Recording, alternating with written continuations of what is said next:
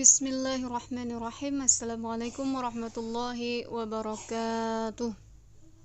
Alhamdulillah wassalatu wassalamu ala rasulillah. Kembali lagi di channel Ayah Jud. Semoga Allah senantiasa memberikan kesehatan, keselamatan, berkah ilmu, dan senantiasa istiqomah di jalan Allah. Amin, amin, amin, amin, amin ya rabbal alamin. Allahumma amin. Teman-teman, pada kesempatan kali ini kita akan mengupas ataupun membahas soal P3K kompetensi teknis, yaitu P3K Guru PAI, sesuai dengan FR yang sudah ikut tes pada tahap pertama. Oke teman-teman, sebelum kita mulai masuk kepada contoh soalnya, jangan lupa subscribe, like, dan aktifkan tombol loncengnya untuk bisa terus mengikuti channel ini. Oke teman-teman, langsung saja kita akan lihat soal yang pertama. Pada rancangan pembelajaran terdapat contoh kompetensi dasar, yaitu mengidentifikasi jenis, sifat, dan fungsi bahan alam dari tanaman untuk produk karya seni rupa dan kriya. Maka rumusan indikator yang bisa dikembangkan guru pada tingkatan kognitif mencipta atau C6 yang tepat adalah: A. Mengelompokkan bahan alam dari tanaman pandan untuk produk karya seni rupa. B. Menyebutkan fungsi tanaman pandan untuk produk karya seni rupa. C. Menjelaskan sifat tanaman pandan untuk produk karya seni rupa. D. Membedakan sifat tanaman pandan dengan tanaman suji untuk produk karya seni rupa. E. Membuat produk karya seni rupa dari tanaman pandan. Nah teman-teman, ini kira-kira apa jawaban yang tepat? Oke, langsung saja. Jawaban yang tepat adalah E. Membuat produk karya seni rupa dari tanaman pandan. Nah teman-teman, jadi dalam menjawab soal, jadi kita perhatikan dulu itu apa yang ditanya. Nah di sini yang ditanya adalah tingkatan kognitif mencipta atau C6. Nah jadi di sini yang ditanya adalah tingkatan kognitif. Tingkatan kognitif itu ada 6.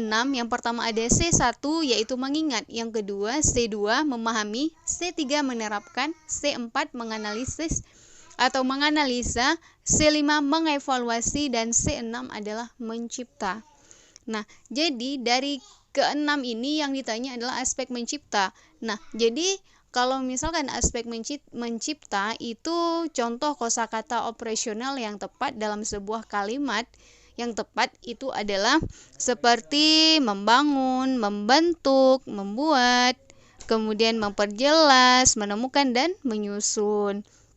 Nah, itu termasuk ke dalam mencipta. Nah, di pilihan jawaban ini yang masuk kepada mencipta adalah membuat. Ya, membuat karena ini masuk pada mencipta. Kalau mengelompokkan ini masuk kepada C2. Kenapa C2? Karena ini memahami ya teman-teman ya. Kemudian menyebutkan ini masuk kepada C1, berarti itu mengingat. Kemudian menjelaskan ini masuk kepada C2. Kemudian membedakan juga masuk kepada C2. Nah, kemudian kalau yang C3 itu masuk kepada menerapkan, yaitu penerapan sesuai dengan apa yang diajarkan. Jadi jawaban yang tepat adalah membuat produk karya seni rupa dari tanaman pandan. Kata kuncinya adalah membuat. Jelas ya teman-teman?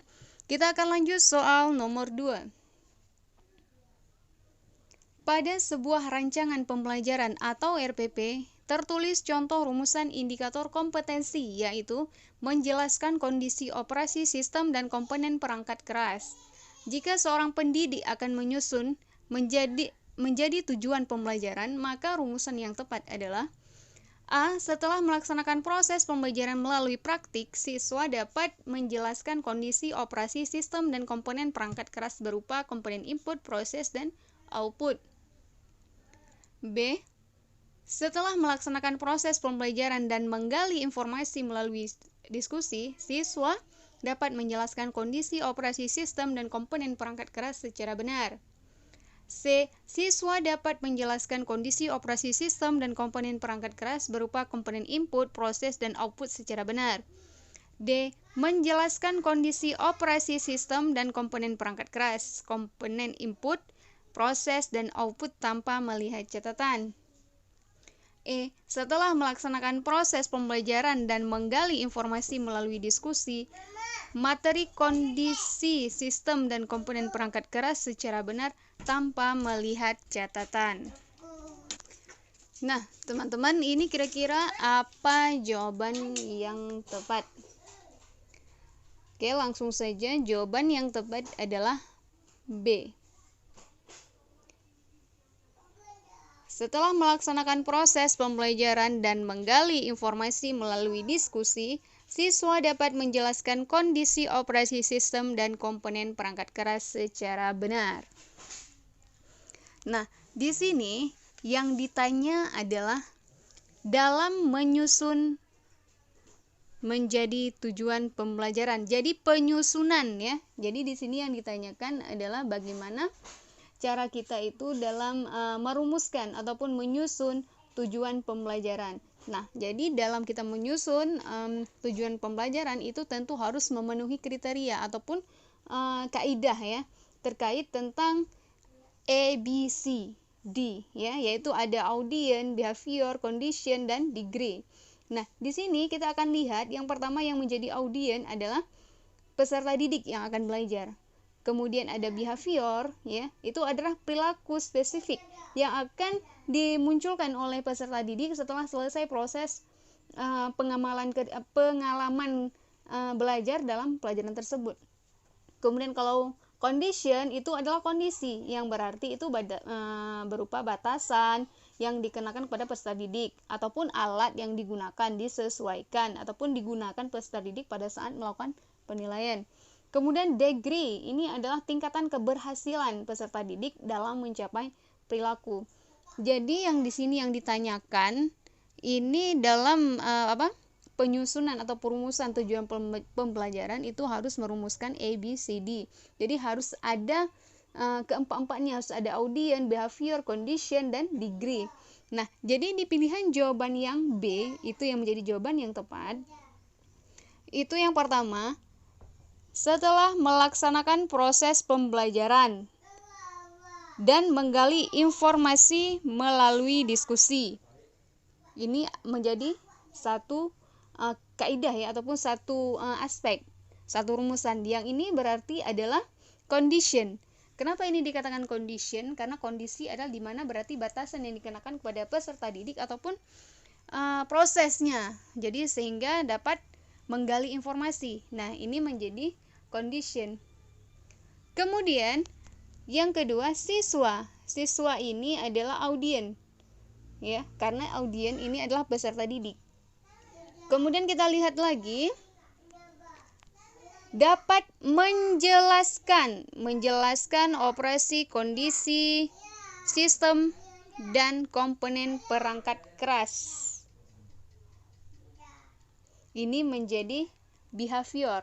Nah, jadi di sini adalah perilaku yang ditampilkan oleh peserta didik setelah memperoleh pemahaman ataupun pengalaman belajar dalam pembelajaran tersebut.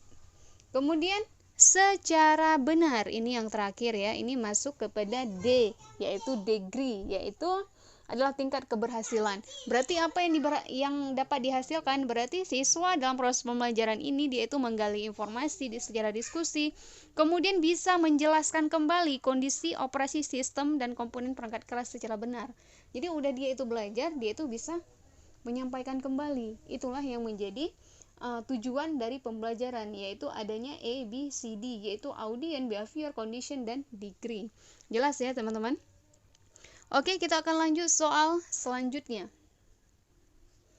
Seorang guru merancang evaluasi dengan mendasarkan pada indikator dan tujuan pembelajaran yang sudah ditentukan di RPP. Evaluasi tersebut dimaksudkan untuk menentukan hasil dan kemajuan belajar siswa. Maka, jenis evaluasi yang tepat dipilih oleh guru adalah A. Evaluasi formatif, B. Evaluasi sumatif, C. Evaluasi selektif, D. Evaluasi diagnostik, E. Evaluasi penempatan. Nah, teman-teman, ini kira-kira apa jawaban yang tepat? Oke teman-teman, jawaban yang tepat. Oke, sebelum kita lihat jawaban yang tepat, kita perhatikan dulu soalnya. Ini yang ditanyakan adalah jenis evaluasi, ya. Jadi jenis evaluasi yang tepat. Nah, jadi ini adalah jenis evaluasi yang berdasarkan indikator dan tujuan. Jadi mana yang lebih condong? Maka kita harus tahu apa-apa saja yang menjadi evaluasi-evaluasi, baik itu formatif, sumatif, selektif, diagnostik, dan penempatan.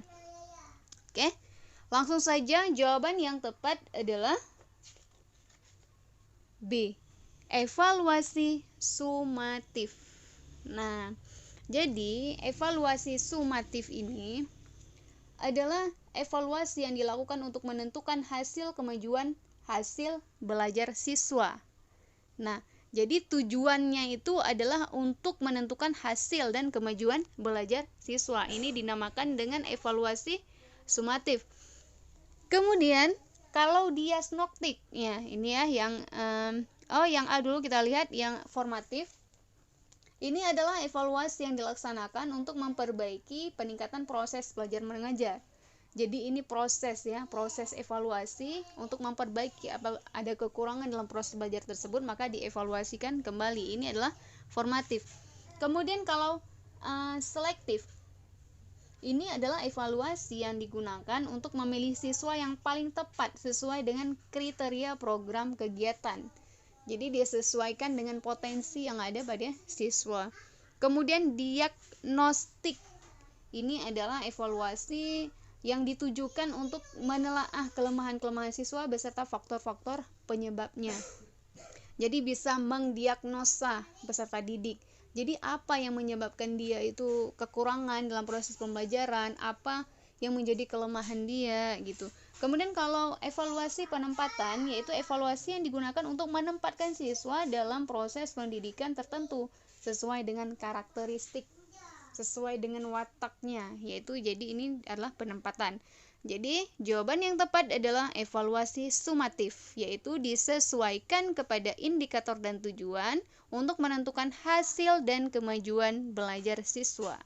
Jelas ya? Oke, kita akan lanjut soal selanjutnya. Perencanaan pembelajaran yang menekankan pada proses keterlibatan peserta didik secara penuh untuk dapat menemukan materi yang dipelajari dan dihubungkan dengan situasi kehidupan sehari-hari, sehingga mendorong peserta didik dapat menerapkan dalam kehidupan mereka. Pilihan strategi pembelajaran yang tepat yaitu A. Kooperatif, B. Inquiry, C. Discovery, E. Konstekstual. Nah teman-teman, jadi ini soal seperti inilah perencanaan pembelajaran. Jadi kita ini harus paham ya tentang strategi pembelajaran ya. Jadi ketika kita menjadi seorang guru, tentu kita akan mempelajari apa itu strategi pembelajaran, apa itu metode pembelajaran. Paling tidak kita paham apa maksud dari metode-metode tersebut, sehingga kita bisa menerapkan kepada siswa. Oke? Kita akan lihat jawaban yang tepat adalah E. Konstekstual. Nah, jadi di sini yang ditanyakan adalah bagaimana cara kita itu menghubungkan sesuatu materi dengan kehidupan kita sehari-hari. Jadi di sini bagaimana caranya, jadi strategi pembelajarannya itu seperti apa, itu yang ditanyakan. Kita akan lihat yang pertama itu ada kooperatif ya. Nah, jadi kalau kooperatif ini adalah strategi pembelajaran yang sistematis ya. Dia kalau sistematis itu terstruktur teman-teman. Jadi di mana itu siswa-siswanya itu dalam kelompok itu bisa bekerja sama antara anggota ya. Anggota bisa jadi ada 4 sampai 5 orang itu bekerja sama untuk mencapai tujuan pembelajaran bersama. Itu adalah kooperatif. Kemudian inquiry. Nah, kalau inquiry ini adalah proses untuk memperlakukan ataupun mendapatkan informasi, bisa jadi dengan melakukan observasi ataupun eksperimen. Nah, jadi tujuannya itu adalah untuk mencari jawaban ataupun untuk memecahkan masalah gitu. Jadi ada untuk mencari tentang pertanyaan-pertanyaan berdasarkan rumusan-rumusan masalah dengan menggunakan menggunakan pikiran ataupun secara logis ataupun kritis ya teman-teman. Kemudian kalau problem solving, ini merupakan strategi pembelajaran ya seperti kerangka konseptual, yaitu bagaimana proses pembelajaran yang menggunakan masalah-masalah yang real. Jadi kalau real itu nyata. Jadi bersifat tidak tentu, kemudian terbuka dan mendua untuk merangsang dan menantang siswa berpikir kritis untuk memecahkannya. Jadi disesuaikan, makanya dikatakan problem solving ya. Lebih kepada masalah-masalah yang dalam kehidupan nyata. Kemudian discovery. Nah, jadi biasanya kalau discovery ini biasanya dikatakan dengan discovery learning ya teman-teman. Jadi ini model pembelajaran yang melibatkan siswa secara aktif untuk mencari ataupun menyelidiki ataupun untuk memecahkan suatu permasalahan sehingga siswa dapat menyimpulkan konsep dari pembelajaran yang telah dipelajari.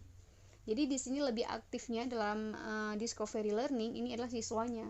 Jadi bagaimana seorang guru itu menerapkan model tersebut sehingga siswa itu dapat belajar lebih aktif.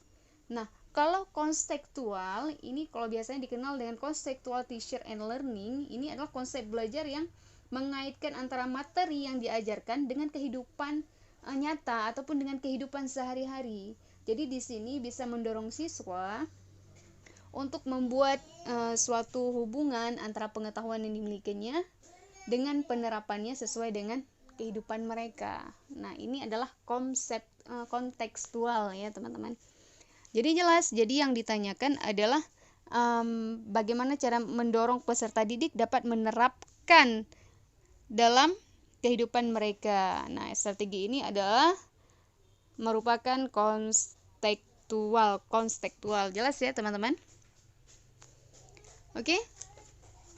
Kita akan lanjut soal selanjutnya. Sunan Bonang adalah salah satu wali Songo yang berdakwah melalui kesenian. Beliau menciptakan sebuah tembang kesenian yaitu A. Suluk Lir Ilir, B. Gundul Pacul, C. Mulimo, D. Tombo Ati, E. Saman. Nah teman-teman, ini soalnya udah masuk kepada soal bagian kejuruan ya, teknisnya kita, jadi sesuai dengan kemampuan kita sebagai guru agama. Oke, jawaban yang tepat adalah D. Tombo Ati. Nah, jadi Sunan Bonang mengubah judul lagu itu kalau misalnya kita artikan, ini Tombo Ati itu artinya penyejuk ya, penyejuk hati. Jadi mengubah bahasanya itu menjadi Tombo Ati yang menjadi bahasa Jawa yang kental. Ya, jadi memberikan nuansa yang baru dan menjadikan kreator. Kemudian menciptakan tembang secara Islami. Nah, jadi Tombo Ati itu yang pertama muncul itu berasal dari Sunan Bonang ya, teman-teman. Jadi bahkan ada sampai sekarang Tombo Ati. Nah, jadi itu berasal dari Sunan Bonang, yaitu salah satu wali Songo ya teman-teman ya. Wali Songo itu ada 9, itu jangan dilupakan. Oke, kita akan lanjut soal selanjutnya. Wali Songo yang mengembangkan dakwahnya di daerah Cirebon adalah A. Sunan Gunung Jati, B. Sunan Kalijaga, C. Sunan Muria, D. Sunan Kudus, E. Sunan Giri. Nah teman-teman, ini kira-kira apa jawaban yang tepat? Oke, jawaban yang tepat adalah A. Sunan Gunung Jati. Nah, jadi Sunan Gunung Jati ya, beliau menjadi kepala pemerintah, kemudian beliau bisa mendirikan Kesultanan Cirebon, Banten. Nah, jadi inilah yang dilakukan oleh salah satu wali Songo ya, yaitu Sunan Gunung Jati. Nah, kalau Sunan Kalijaga, beliau menyebarkan Islam itu melalui pemanfaatan wilayah. Pemanfaatan wilayah yang bisa didakwahkan, maka didakwahkan, begitulah cara penyebaran Islam. Kemudian Sunan Giri. Nah, Sunan Giri itu beliau menyebarkan Islam itu melalui dunia seni, ya. Kemudian ada juga bermacam-macam cara penyebaran agama Islam itu yang dilakukan oleh Wali Songo, ya. Ada yang melalui pendidikan di pesantren, kemudian ada juga dengan pergaulan di masyarakat, kemudian memasukkan itu ilmu penyebarannya itu melalui pergaulannya gitu.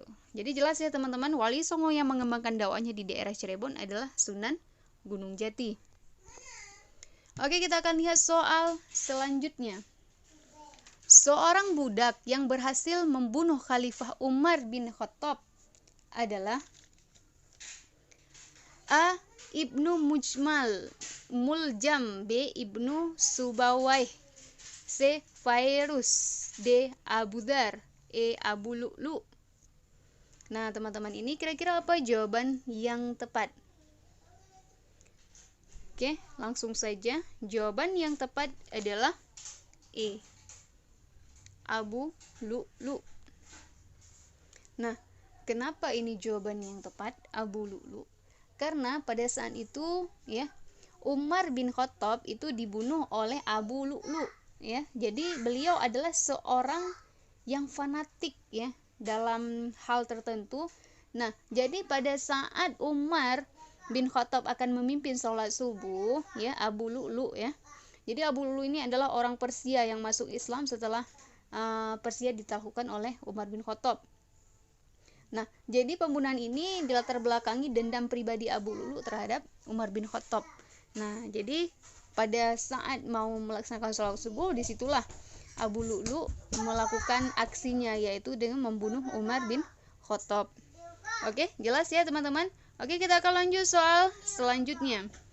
Perang Jamal terjadi merupakan peperangan antara Khalifah Ali bin Abi Thalib dengan A. Muawiyah, B. Talhah, C. Zubair, D. Aisyah, E. Hasan. Nah teman-teman, ini kira-kira apa jawaban yang tepat? Oke, jawaban yang tepat adalah Aisyah, ya. Jadi kalau misalnya kita pikir, kok bisa ya terjadi peperangan antara Khalifah Ali bin Abi Thalib dengan Aisyah, sehingga dikatakan dengan perang Jamal, atau bisa dikatakan adalah perang unta. Perang ini terjadi di Basrah atau di Irak, itu terjadi antara pasukan Ali bin Abi Thalib dan pasukan yang berpihak pada Aisyah, istri Nabi Muhammad SAW, yang menginginkan keadilan atas terbunuhnya khalifah terdahulu, yaitu Utsman bin Affan.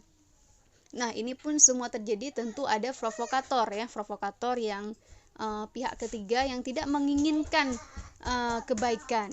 Jadi di pembunuhan terhadap Utsman bin Affan itu disalahkan kepada Ali bin Abi Thalib. Nah, begitulah kisahnya. Jadi pada intinya ini perang Jamal ini adalah perang yang terjadi antara Khalifah Ali bin Abi Thalib dengan istri Rasulullah, yaitu Aisyah. Nanti teman-teman boleh baca-baca lagi sejarahnya, ya. Oke, kita akan lanjut soal selanjutnya. Ibu Siti ketika menikah dengan Bapak Ahmad membawa seorang putri yang bernama Aisyah. Ketika perkawinan mereka kandas di tengah jalan dan perceraian merupakan jalan terbaik, seandainya Bapak Ahmad ingin menikah kembali, maka terlarang baginya untuk menikahi Aisyah. Karena Aisyah merupakan mahram dengan sebab A. Keturunan, B. Persusuan, C. Pernikahan, D. Pertalian agama, E. Dimadu. Nah teman-teman, ini yang menjadi sebab ya menjadi mahram, yaitu Aisyah. Aisyah adalah ibunya adalah Siti, Ibu Siti. Kemudian Bapak Ahmad ini adalah bapak tirinya. Nah, jadi kenapa Aisyah ini bisa menjadi mahram? Yaitu sebabnya adalah pernikahan, teman-teman. Jelas ya, pernikahan. Kalau tidak terjadi pernikahan, itu tidak ada Aisyah itu tidak mengenali bapak tirinya. Tapi kalau udah terjadi pernikahan, makanya Aisyah mahram dengan sebab pernikahan, ya. Jadi jelas. Oke, kita akan lanjut soal selanjutnya. Suami istri harus berusaha menciptakan suasana tentram dan damai dalam keluarga. Berikut ini yang tidak mendukung suasana tersebut adalah A. Mengajak keluarga untuk berwisata bersama. B. Membiasakan ucapan yang santun dalam keluarga. C. Menanamkan nilai-nilai keislaman pada keluarga. D. Menyibukkan diri dengan sholat sunnah selama berada di rumah. E. Menemani anak-anak mengerjakan PR atau tugas sekolah lainnya. Nah, teman-teman, ini yang ditanyakan adalah bagaimana caranya menciptakan suasana tentram, damai dalam keluarga.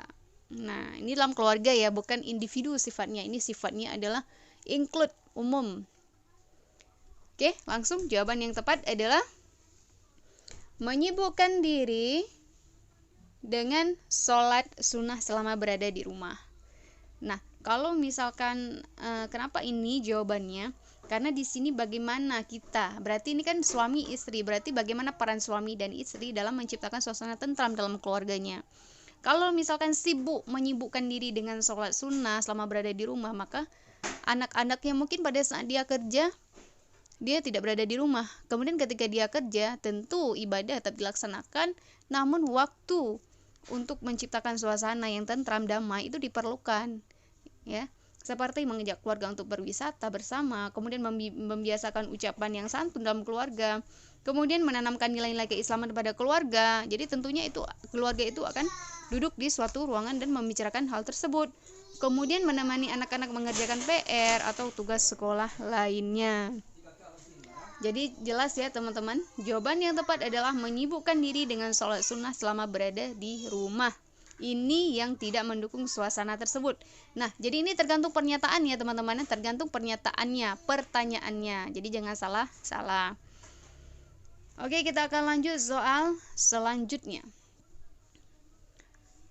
Disebut hak khiyar dalam jual beli adalah hak untuk A. Memilih barang-barang yang akan dibeli. B. Meneruskan atau membatalkan jual beli. C. Menunda jual beli. D. Meneruskan jual beli. E. Membatalkan jual beli. Nah teman-teman, ini kira-kira apa jawaban yang tepat? Oke, langsung saja. Ini bab ini adalah tentang khiyar ya teman-teman.